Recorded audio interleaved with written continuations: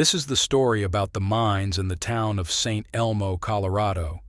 This old town sits at an elevation of 10,000 feet and is nestled in the Chalk Creek Canyon about 20 miles southwest of Buena Vista.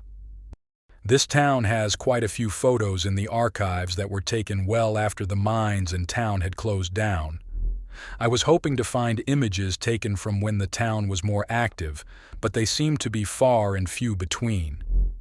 It was back in 1875 that two prospectors, John Royal and Abner Wright, discovered silver while prospecting along Chalk Creek. This silver find was quite rich and would soon become the deposit for the Mary Murphy mine, which would be the predominant mine in the region. At first the town was called Forest City. However, the Postal Service made them change the name because there were several other towns by the same name.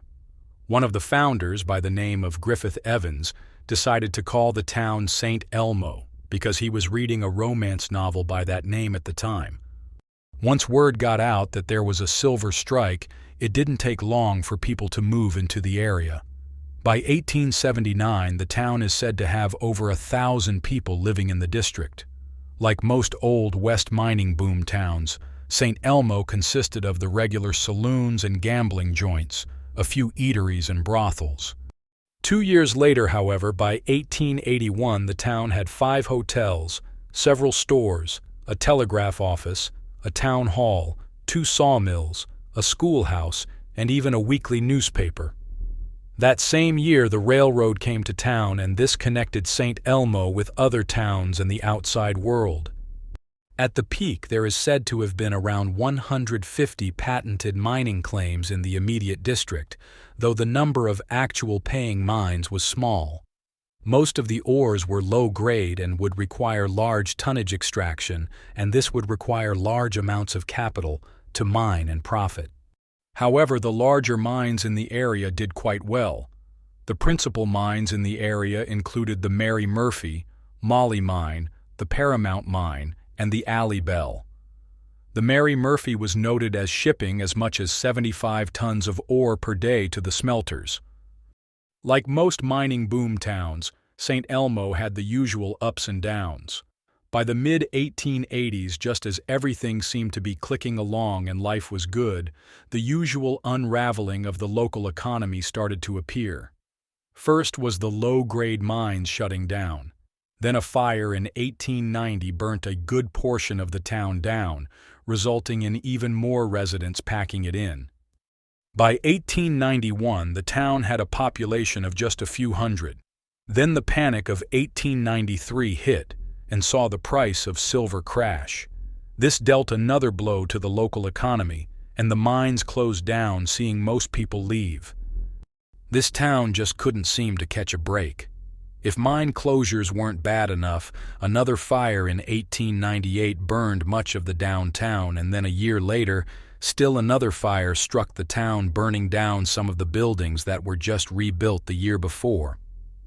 Then in the early 1900s, things seemed to turn around, and the Mary Murphy mine started back up, as well as a couple of other mines.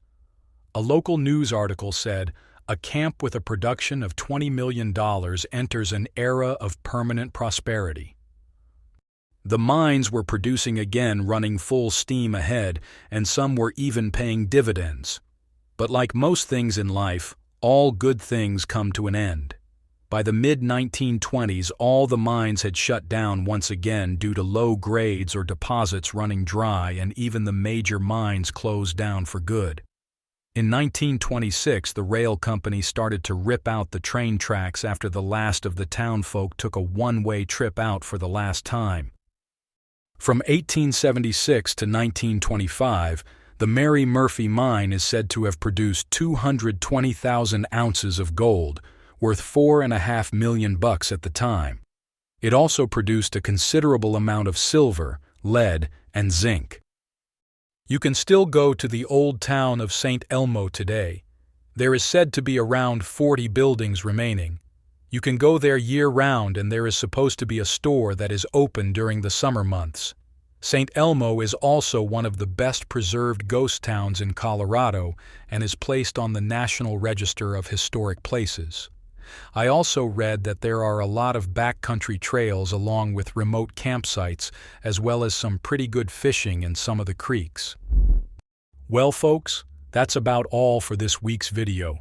I sure hope you enjoyed this short story about the old town of St. Elmo. Please like, share, and subscribe so we can continue to bring you more old Lost Mine stories.